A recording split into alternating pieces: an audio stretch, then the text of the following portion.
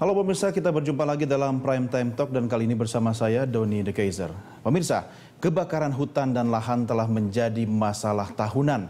Bertahun-tahun pula kebakaran hutan dipadamkan dengan bantuan dari TNI dan Polri yang dikoordinir oleh Badan Nasional Penanggulangan Bencana. Sebenarnya bukan tidak ada usaha mencegah kebakaran hutan selama sekian tahun ini. Penegakan hukum berjalan, bahkan saat ini pemerintah akan memasukkan ke daftar hitam bagi perusahaan pelaku pembakaran. Tapi pertanyaannya adalah, ini hanya gertak sambal atau memang kali ini pemilik perusahaan benar-benar bisa dicabut izin usahanya, dihapus kesempatannya untuk mengajukan izin kembali? Ini akan kita diskusikan dengan narasumber kami yang sudah hadir di studio, yaitu manajer kampanye Walhi, yaitu Ode Rahman. Dan juga nanti kita akan berbincang melalui sambungan telepon bersama Menteri Lingkungan Hidup dan Kehutanan Siti Nurbaya, juga nanti dengan Kapolri Jenderal Badrodin Haiti dan Kepala BNPB Willem Rampangilei. Dan sudah bersama saya Mas Ode Rahman. Mas Ode, apa kabar? Baik. Hutan kita bagaimana?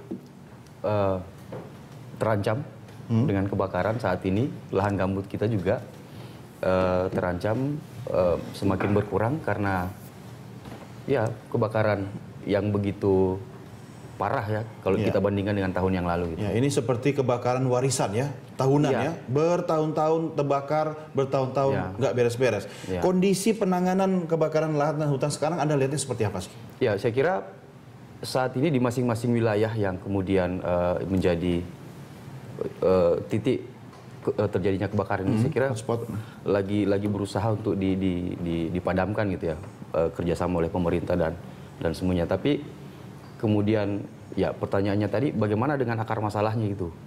Apa akar masalahnya di mana? Ya, saya kira ini sudah bertahun-tahun ya terjadinya. Dan kong-kalingkong dong? Ya bisa jadi seperti itu. Dan kemudian yang berikutnya adalah soal penegakan hukum yang kemudian terkesannya melempem atau jalan di tempat dari tahun lalu, kemudian ini didorong terus, tapi kemudian belum ada hasil maksimal yang didapat gitu. Misalnya kalau saya berkaca tahun lalu, misalnya ada 10, ya kurang lebih 10 perusahaan yang kemudian sudah dijadikan ini, cuma satu yang kemudian terjerat. Ya, baru satu gitu. Dan ya ini kan seharusnya kalau memang pemerintah Indonesia mau melindungi secara total, mau menghindarkan rakyat Indonesia dari asap lagi ini, ya masalahnya bukan cuma orang Indonesia, ya, tetangga ini kita juga mengekspor asap lagi asap gitu, ya. Begitu kan? Apa memang mungkin negara kita mau jadi eksportir asap kali ya? Ya, mungkin sejarah baru.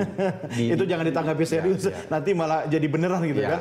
Mas Ode, ini persoalannya sekarang adalah bagaimana melibatkan stakeholder ya, terkait mulai dari kementerian teknis, kemudian BNPB, dan pemerintah daerah kan di garda depan nih dalam upaya penanganan pemadaman lahan dan hutan yang terbakar. Anda melihatnya bagaimana? Koordinasi ini mudah diucapkan, rapat-rapat mulu, tapi kok di lapangan hotspotnya nggak berubah begitu? Nah itu dia.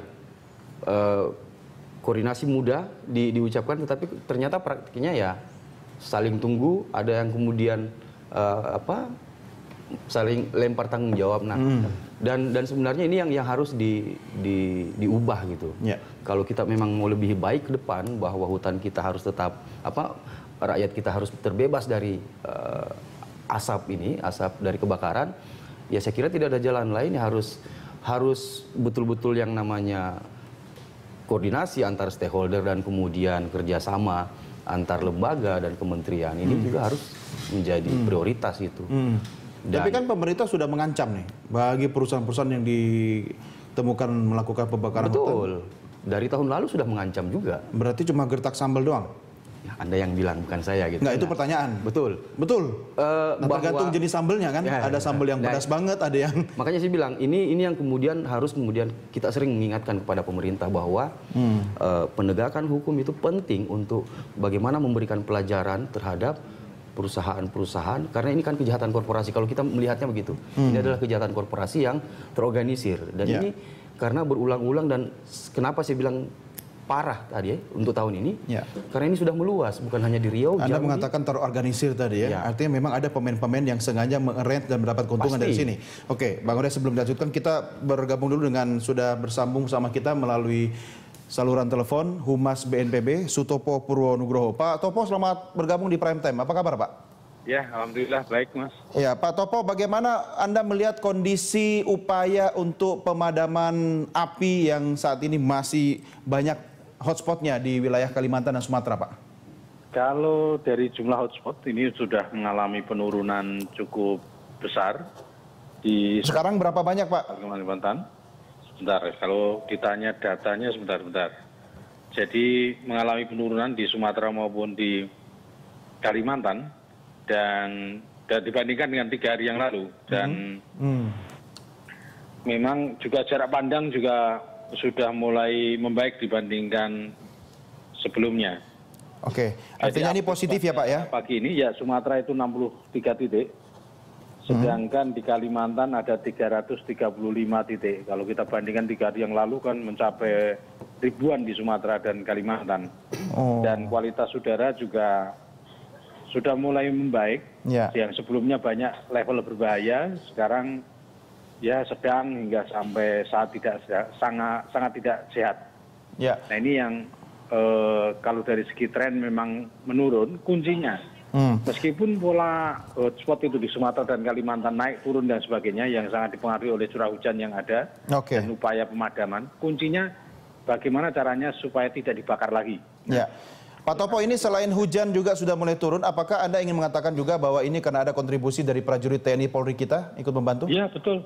Jadi selain hujan memang upaya pemadaman yang kita lakukan, baik di darat maupun di udara yang kita... Kalau begitu Pak Topo, kenapa nggak dari dulu libatkan TNI Polri, Pak?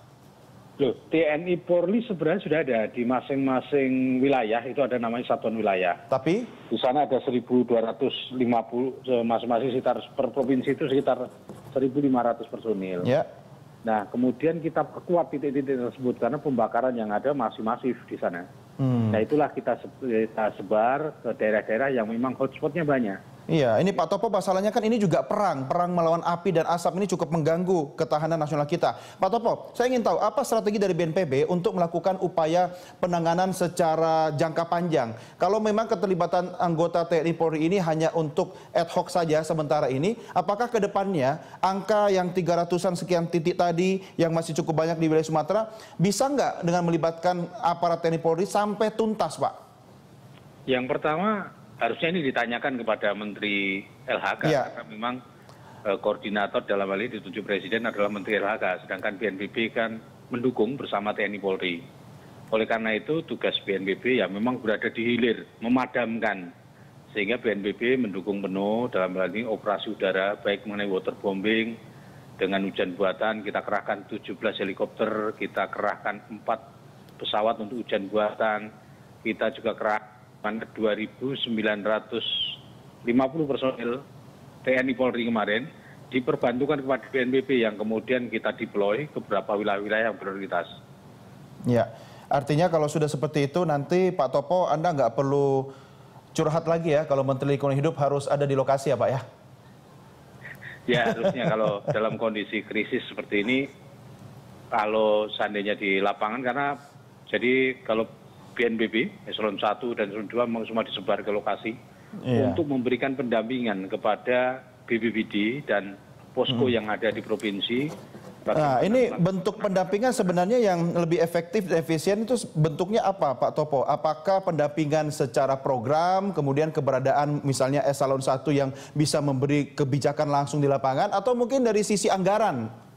Jadi pendampingan yang BNPB lakukan sesuai dengan undang-undang yang ada, bahwa pendampingan kita mengenai pendampingan pendanaan, pendampingan manajerial, pendampingan dari segi akuntabilitas dan transparansi. Ini yang kita, dan pendampingan logistik peralatan kita berikan. Pendampingan itu artinya kita perkuat, reinforce dalam hal ini. Jadi tetap peran adalah berada di pemerintah daerah, semua kebutuhan kita penuhi dari pemerintah pusat. Itu yang kita namakan sebagai bentuk pendampingan. Ya, Pak Topo, Anda kan banyak berada di lapangan, di lahan dan hutan yang terbakar. Anda melihat tidak posisi dari polisi hutan kita saat ini seperti apa? Ya, mungkin jumlahnya terbatas ya. Tapi kalau melihat di lapangan memang ada. Tapi cuma dibandingkan dengan wilayah yang terbakar itu memang tidak sebanding dengan yang ada. Jadi PPNS dari Kementerian LHK juga jumlahnya tidak terlalu banyak. Kemudian dibandingkan dengan jumlah luasan hotspot yang ada. Dan ini memang pembakaran yang disebabkan karena pembiaran maupun lemahnya penegakan hukum tadi. Ya, ini memang kenyataannya cukup miris Pak Topo di lapangan bahwa seharusnya 1 orang petugas polisi hutan itu mengawasi kurang lebih 1.000 hektar. Tapi yang terjadi di lapangan seperti Anda katakan tadi jumlahnya kurang dan yang diawasi lebih besar. Apakah seperti itu? Ya mungkin seperti itu. Jadi memang masih kurang untuk mengawasi, mengcover semua itu dan medannya juga berat. Ya, Pak Topo dalam kondisi sekarang ini, dalam kondisi ada kabar gembira yang Anda sampaikan berkurangnya hotspot di Sumatera dan di Kalimantan, apa dukungan konkret yang bisa Anda butuhkan dari masyarakat atau stakeholder agar upaya pemadaman bisa berkelanjutan, Pak? Ya, yang pertama jangan dibakar, jangan membakar lagi. Oleh karena itu bagaimana masyarakat yang terutama mereka lah yang akan menerima dampak paling besar. Sehingga dalam hal ini bisa melakukan secara patroli bersama, mengawasi lingkungan yang ada di sana. Kemudian ketika terjadi terbakar ikut bersama-sama memadamkan. Itu yang bisa kita lakukan dan yang penting adalah jangan ikut membakar tadi. Ya. Anda kan cuma bisa memberikan masukan dan saran jangan membakar. Tapi kan Anda dan teman-teman pemadam kebakarannya ini Pak Topo. Kalau tetap masih kebakaran, siap nggak memadamkan lagi? Bagaimana? Mohon maaf. Ya, Anda kan cuma bisa mengimbau agar tidak terjadi pembakaran. Ini kan butuh law enforcement begitu kan? Nah, tapi kalau terjadi kebakaran, Anda dan teman-teman kan yang menjadi pemadam kebakaran di lapangan. Iya, betul. Anda harus siap dengan kondisi seperti itu. Apakah ada dukungan lain yang dibutuhkan BNPB dari sisi anggaran misalnya atau kebijakan politik pemerintah? Yang kalau dukungan anggaran kita selalu didukung oleh DPR, Komisi 8 dengan baik dan pemerintah juga mendukung sesuai dengan kewenangan yang ada. Ya. Tetapi yang menyangkut masalah penegakan hukum, pencegahan dan sebagainya lebih banyak sesuai dengan portofolio bukan ada di BNPB. Jadi fungsi koordinasi dan sebagainya kita lakukan dalam kondisi bencana seperti ini ya fungsi komando. Ya. Baik, Pak Topo bersama saya ada manajer kampanye Walhi, Mas Ode Rahman. Mas Ode, ada yang mau Anda konfirmasikan dengan Pak Topo? Cukup? Cukup. Oh, baik-baik saja ternyata. Baik, Pak Topo terima kasih sudah bergabung bersama kami. Selamat bertugas kembali Pak Topo, selamat malam. Baik, pemirsa jangan kemana-mana karena Prime Time Talk akan kembali sesaat lagi.